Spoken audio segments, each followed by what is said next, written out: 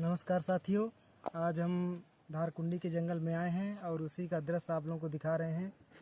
और मैं प्रमोद कुमार सरल और मेरे साथी ओम नारायण और अशोक हैं और हम लोग भीमकुंड देख करके रोड के पास रेस्ट कर रहे हैं।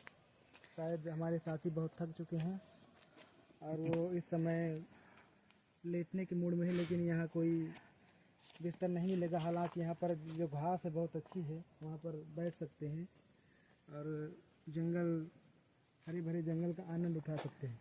धन्यवाद साथियों।